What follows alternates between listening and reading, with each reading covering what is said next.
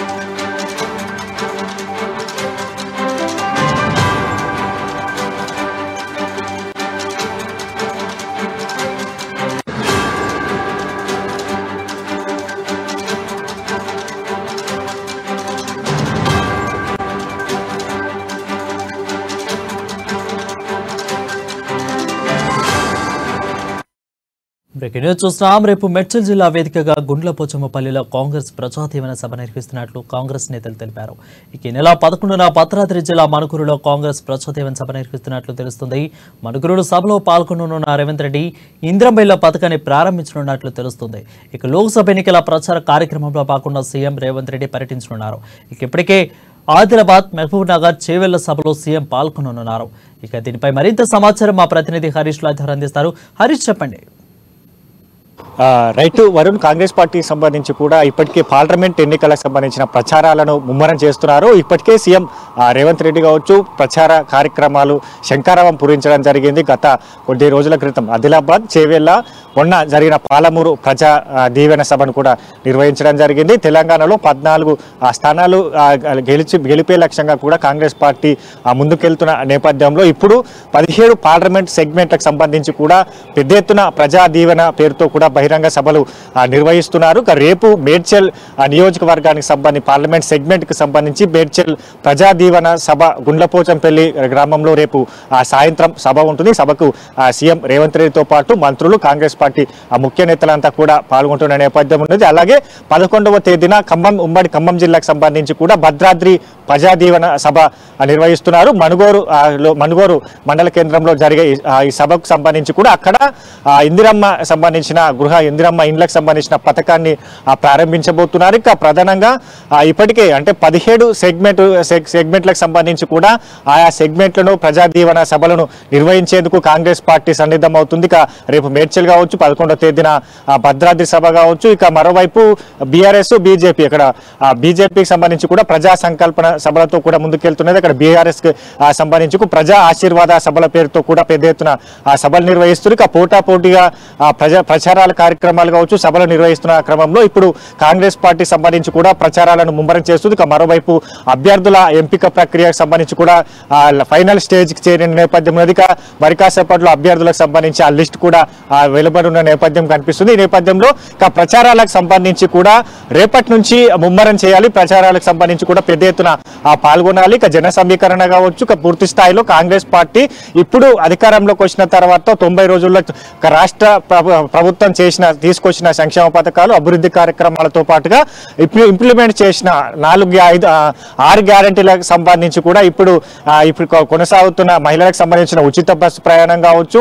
ఇక 500 gas cylinder, 200 గృహజ్యోతిలో భాగంగా 200 ఉచిత విద్యుత్, ఏదైతే ఆరోగ్యశ్రీ సంబంధించి కూడా 10 లక్షల అప్గ్రేడ్ చేస్తూ కూడా 4 పథకాలను ప్రవేశపెట్టారు. ఇక 11వ తేదీన ఇందిరమ్మ ఇళ్లకు సంబంధించి పథకాన్ని కూడా లాంఛనంగా ఏదైతే మణుగూరు వేదిక ప్రజా దీవెన సభా వేదిక కూడా ప్రారంభించబోతున్నారు. కాబట్టి ఇక వీటన్నిటినీ కూడా ప్రచారాస్త్రాలుగా మలుచుకోవాలి. ఇక అన్ని పార్లమెంట్ సెగ్మెంట్లకు సంబంధించి గ్రామ స్థాయిలో కాంగ్రెస్ పార్టీ గత ప్రభుత్వానికి సంబంధించి కావచ్చు ఇప్పుడు కొనసాగుతున్న ఆ ప్రభుత్వానికి వ్యత్యాసాలు తేడా చూపుతూ గత ప్రభుత్వ వైఫల్యాలను ఎండగడుతూ ఇక సభా వేదిక కూడా మరోమారు అగ్రనేతలు రాబోతున్నారు.